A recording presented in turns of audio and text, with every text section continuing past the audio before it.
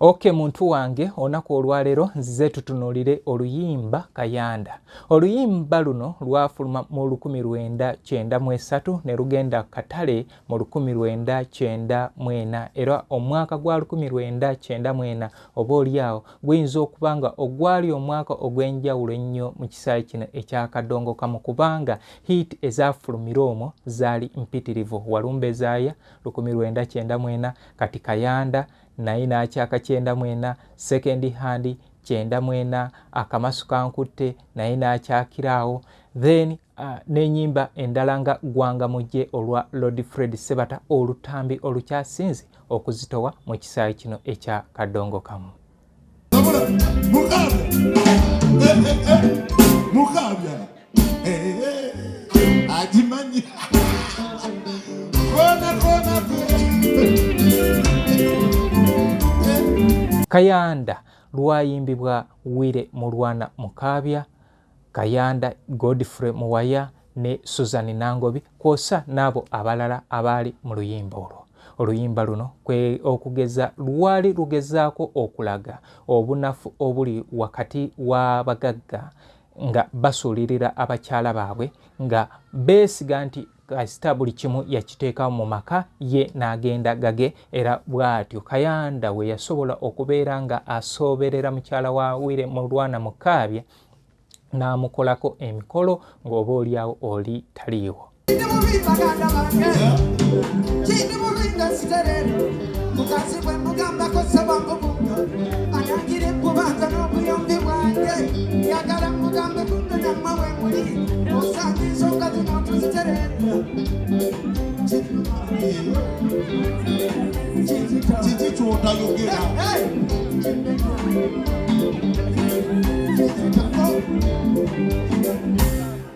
Oluyimba Kayanda luyina ebitundu bisatu. Simanyi oba gwe omanyiko ebitundu bimeka naye nga nze ate ekitundu ekisinga okubanga kinnyumira kye kitundu ekyokubiri kubanga Wile Mulwana Mukabya we bamala okuzaala mu mukyala we omwana. Jjukira wano mu buwangwa obwaffe obw'ekiddugavu bw'omala okuzaala ate munnange oddayo n'omala ekizadde era bw'atyo ne Susan Nangobi oba mukyala wa Wile Mukabya yaddayo ewa Kayanda bamale ekizadde bagenda okumaliriza nga ate omukyala ali lubuto lwakubiri era teyakomaawo omukulu n'avaayo nga Kayanda ate awawaabira Wile Mukabya ku ggombolola ng'amuwawaabira ku RC ng'ayagala Wile Mukabya amuwe mukyala we kubanga yamulinamu abaana abangi oli talinaamu mwana.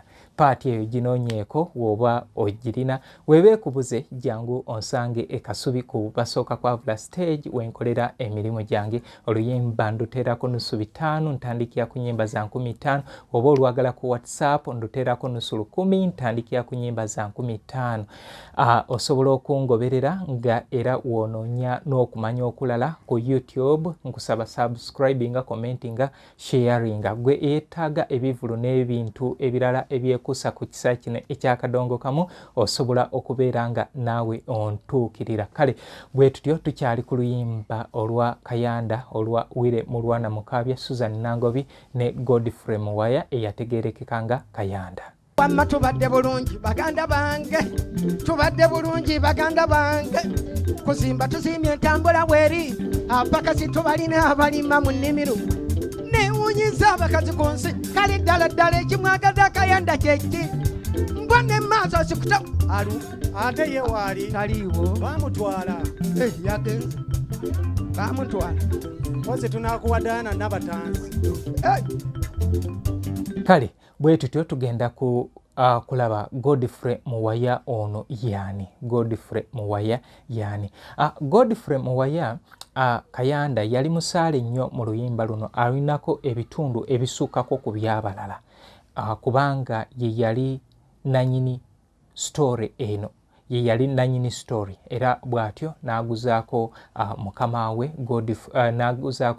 we Wire Mulwana Mukaabya era we batyo ne bakwatagana ne bamaliriza oluyimba. Ye yali Vision Beyala wa oluyimba Kayanda era bwatyo yali musaale nnyo mu kuwandiika, okuyiiya n'okuyimba.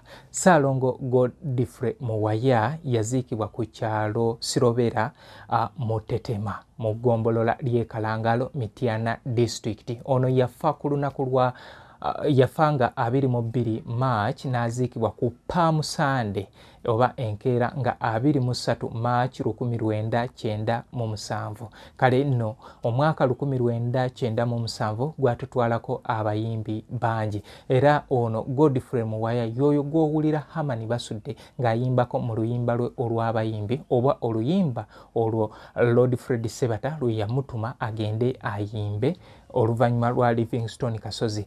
Yoyo gwe yayimbako nti muwaye ekiro nga lumutema.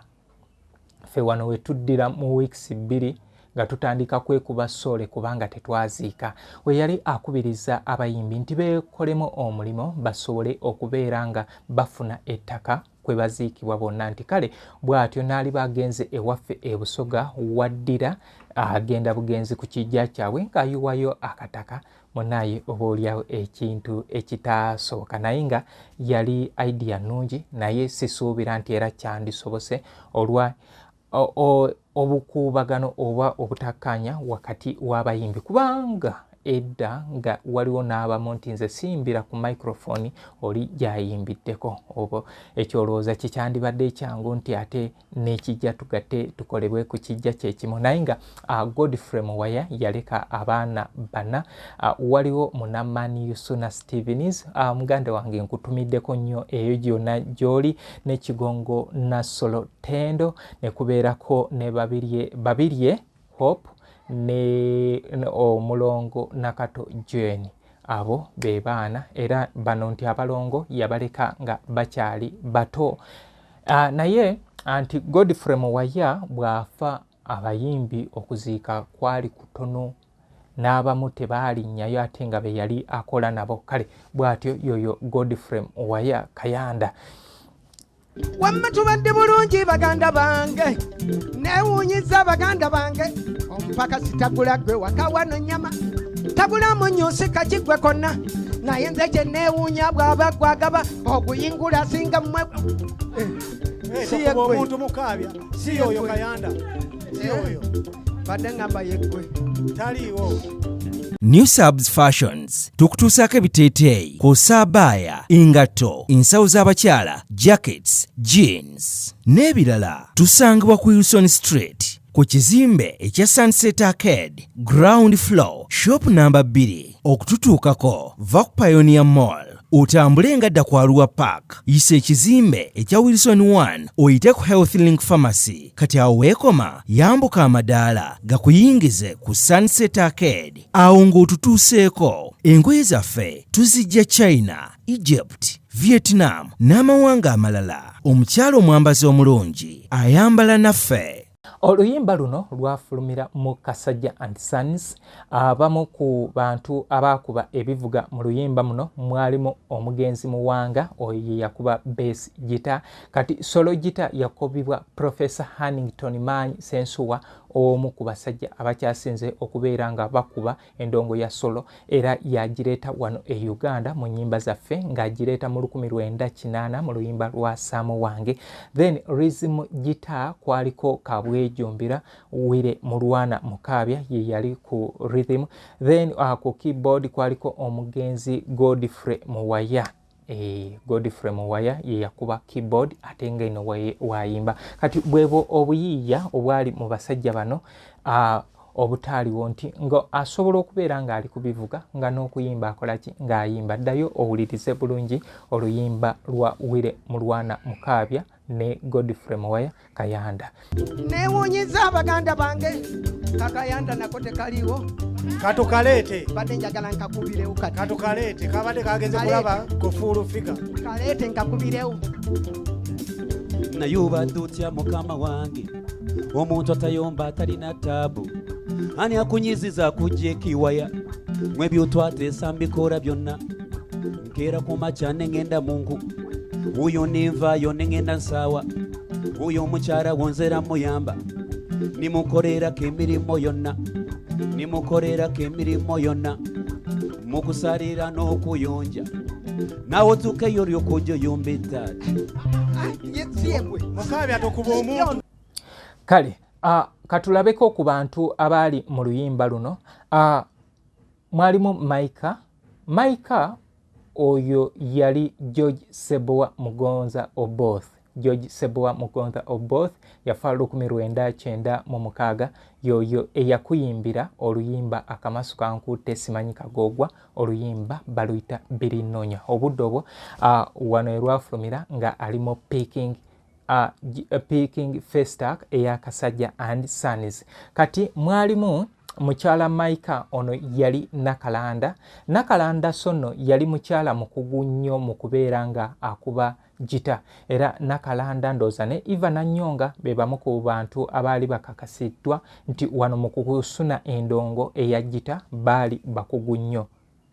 Omuntu omulala eyali mu luyimba muno chairman yali omugenzi Moses Balongo omujjukira mu bibiina nga Bazira, omujjukira wa Prince Jopo Kafero ne mu kibiina kye Birungi Gita Singers.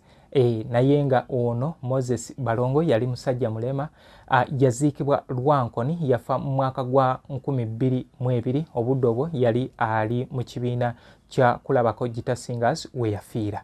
Kati mulimu omukyala nanyinimu oye eyayenda ye Susan Nangobi kyenzijjukira nti bazaala ne Wire Mulwana Mukaabya abaana bali babiri. Omuko okoba otya Wire Mulwana wansuubiza enkoko yange ey'okubeera nti ndi muko naye munnange ondooza ganyana ganywebwa bawangazi kubanga okuva mu mwaka gwa 2016 enkoko waginsuubiza ne tubeera ku ssimu ekimu ku kyasookerako nti muko nkyakujjukira nkuyidukira era otafaayo enkoko yo ndooza alimaaliriza mpadde byoya.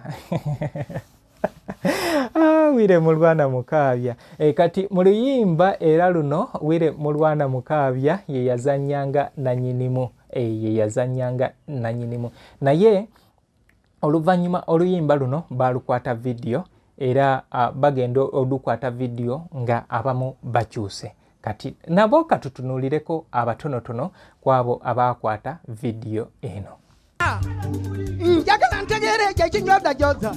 Njagala ntegere ekinyobya joza. Kayanda olira otya musuwani yange. Nini yanje? Olira yalwa. Agambye suwani. Olira otya musuwani yange. Wagule suwani wano. Botofu kinnuma. Baba. Kindi bubinze kinzikunda. Kayanda nkagobye. Wano nkagobye. Anti omukyala kamututte.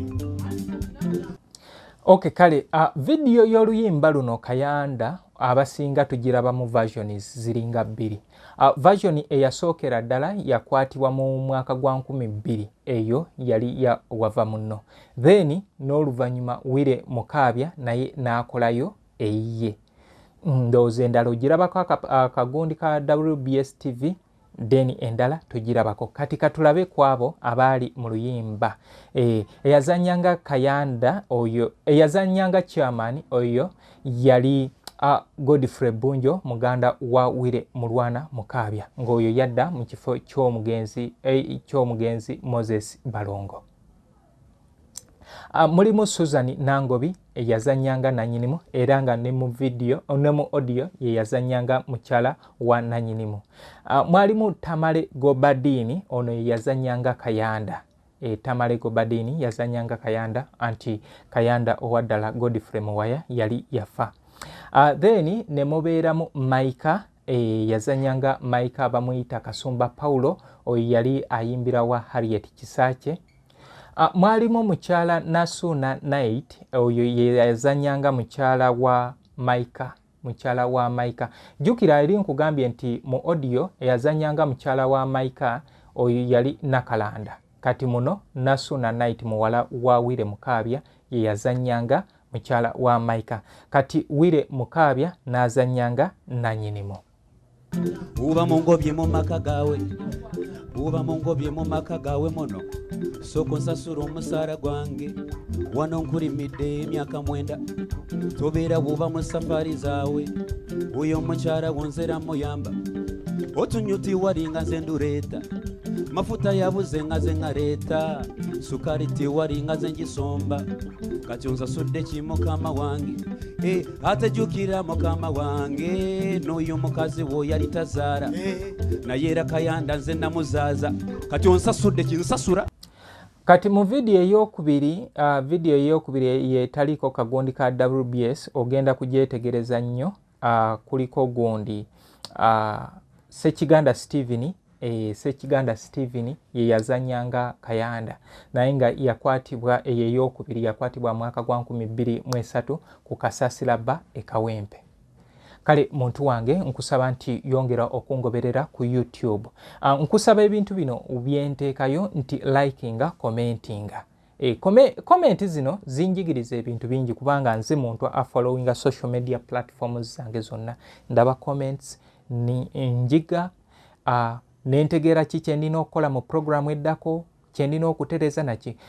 Comment kitwa ndowoozayo okusinziira ku ekyo ky'oba olabye era neebaza ababeerekereza ne bakomentinga nga olutakya. Njagala ntegere ekyekinjodajoda njagala ntegere ekinjoda omukazi bamutwala.